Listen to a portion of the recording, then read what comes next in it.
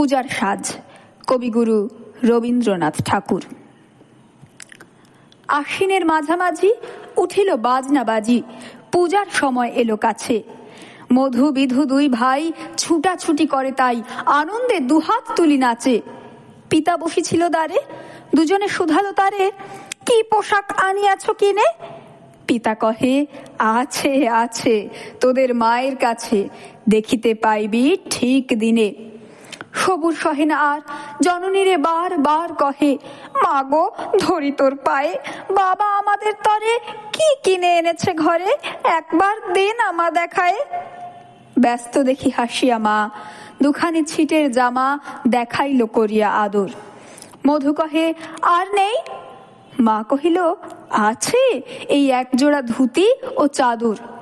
রাগিয়া আগুন ছেলে কাপড় ধুলায় ফেলে কাঁদিয়া কহিল, চাই না মা, রায়বাবুদের গুপি পেয়েছে জরির টুপি, ফুল কাটা সাটিনের জামা। মা কহিল, মধু, ছি ছি, কেন কাঁদো মিছামিছি? গরিব যে তোমাদের বাপ, এবার হয়নি ধান, কত গেছে লোকসান, পেয়েছেন কত দুঃখ তাপ, তবু দেখো বহু ক্লেশে তোমাদের ভালোবেসে সাধ্য মতো এনেছেন কিনে। সে জিনিস অনাদরে ফেলিলি ধুলির পরে, এই শিক্ষা হলো এতদিনে।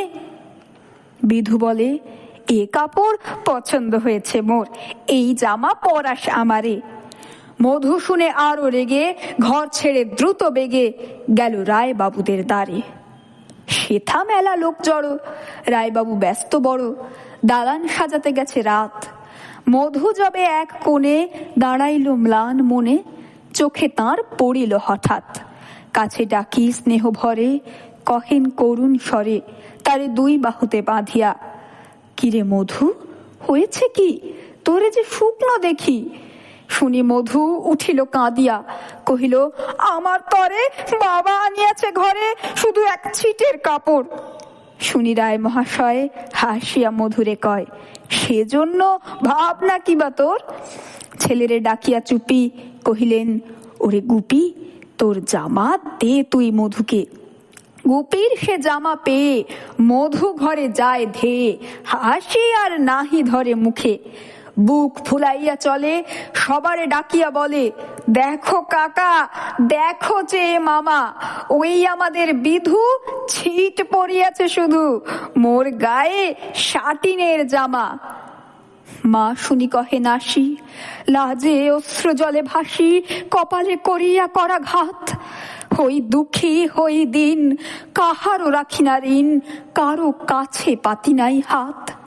তুমি আমাদের ছেলে, ভিক্ষা লয়ে অবহেলে অহংকার করো ধেয়ে ধেয়ে।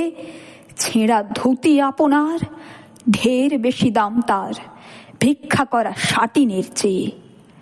আয় বিধু, আয় বুকে, চুমো খাই চাঁদ মুখে, তোর সাজ সবচেয়ে ভালো। দরিদ্র ছেলের দেহে, দরিদ্র বাপের স্নেহে, ছিটের জামাটি করে আলো।